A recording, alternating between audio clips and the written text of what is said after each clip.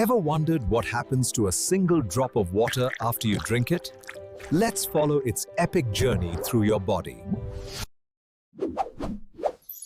In your stomach and intestines, water is absorbed into your bloodstream. Carried by plasma, water flows through your veins and arteries to every organ.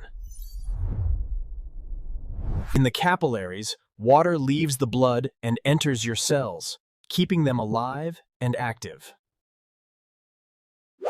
Inside your cells, water helps chemical reactions, nutrient transport, and energy production.